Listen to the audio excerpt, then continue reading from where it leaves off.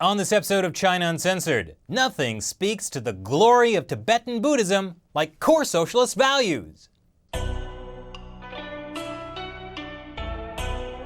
Hi, welcome to China Uncensored. I'm your host, Chris Chappell.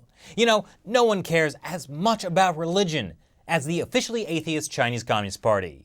That is, they care about getting involved with religion. Whether it's taking down Christian crosses, banning reincarnation without government permission, or supporting Tibetan Buddhism. Wait, what? Just last week, the second highest figure in Tibetan Buddhism held a 12-day ritual that hasn't been performed basically since a failed Tibetan uprising 50 years ago. It's called the Kalachakra ritual.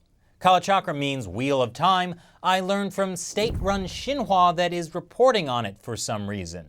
The ritual is performed to activate dormant enlightenment for the 100,000 people, including thousands of monks who were apparently allowed to freely gather to practice Tibetan Buddhism. It's so extraordinary, you just gotta capture the moment. The ceremony was conducted by the Panchen Lama, basically the number 2 guy in Tibetan Buddhism, after the Dalai Lama. As state-run CCTV puts it, the 11th Panchen Lama is the spiritual leader of Buddhism in China's Tibet region. In other words, this guy is a big deal. No, seriously, Xinhua even interviewed a living Buddha about it. Although the Panchen Lama is only 26 years old, he has become a very great master in Tibetan Buddhism. Wow, if a living Buddha says this Panchen Lama guy is so great on state-run media, you know there's probably something really wrong here. And you'd be right. This guy is not the real Panchen Lama. That is, if you go by the traditions of Buddhism instead of communism. The way it works in Tibetan Buddhism is the Panchen Lama helps find the reincarnation of the Dalai Lama and vice versa. The previous Panchen Lama died in 1989. 6 years later, the Dalai Lama named this boy as the next one. But the Chinese regime said, nah, this is the guy, and the Dalai Lama's chosen one conveniently disappeared along with his family and haven't been seen since.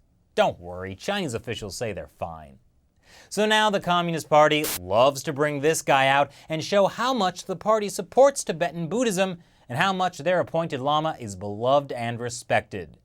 And what's his message to Tibetans? I didn't waste time studying over the past 2 decades. That's right, Tibetans. Stay poor and uneducated. Great message. What else you got? Core values of socialism, such as harmony, honesty, and equality, have their corresponding contents in sutra. Oh, man. Yeah. So how does the Dalai Lama feel about this? Well, he doesn't want it to happen to the next Dalai Lama. That is, he doesn't want the Communist Party to pick his successor. That may be why he said the lineage of the Dalai Lama should end with him. More specifically, he said, there is no guarantee that some stupid Dalai Lama won't come next who will disgrace himself or herself. That would be very sad. So much better that a centuries-old tradition should cease at the time of a quite popular Dalai Lama. To which the Chinese Communist Party responded, no, you have to reincarnate. Why do they care? Don't they consider the current Dalai Lama a dangerous separatist? Well, yes, but when he dies, their Panchen Lama gets to pick the next Dalai Lama. And don't be surprised if that one also makes comparisons between core socialist values and Tibetan scripture.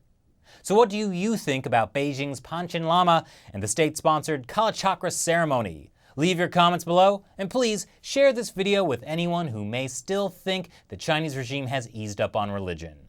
Thanks for watching this episode of China Uncensored. Once again, I'm your host, Chris Chappell. See you in the Bardo. In case you haven't heard, this is where World War III is going to start. It's the saddest polar bear in all of China. He lives in a shopping mall.